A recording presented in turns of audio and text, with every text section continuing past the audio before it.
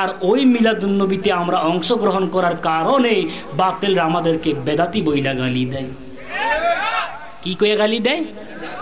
আচ্ছা বলেন তো বাজান, বেদাত কাকে বলা হয়? বুঝেননি আপনারা আমার কথা? একটু শুনেন মনোযোগ দিয়া, গুরুত্বপূর্ণ কথা। বেদাত কাকে বলা হয়? বেদাত তাকেই বলা হয়। ও দাঁত নাই, ঠিকই কইছেন বাজান, ঠিকই কইছেন, যার দাঁত নাই। কি নাই? ও দাঁত নাই। ইবনে কাসির রহমাতুল্লাহ আলাইহি বলেন, বেদাত তাকেই বলা হয় যেটা কোরআনে নাই, কোরআনের সঙ্গে মিল নাই, হাদিসের সঙ্গে মিল নাই, এজমা দিয়া পাওয়া যায় না, ক্যাশ দিয়া অনুমান কইরাও খুঁজে পাওয়া যায়, তাকেই বেদাত বলা হয়। তাকে কি বলা হয়? তাইলে মিলাদ নিয়ে বেদাত আপনি কেমনে বলবেন? কেমনে বলবেন? আরে বেদাত তারে বলা হয় যেটা কোরআনের বিপরীত, হাদিসের বিপরীত, ইজমার বিপরীত, কিন্তু নবীর মিলাদ কোরআন দ্বারা স্বীকৃত। ঠিক না বেঠে? নবীর মিলাদ হাদিস দ্বারা স্বীকৃত।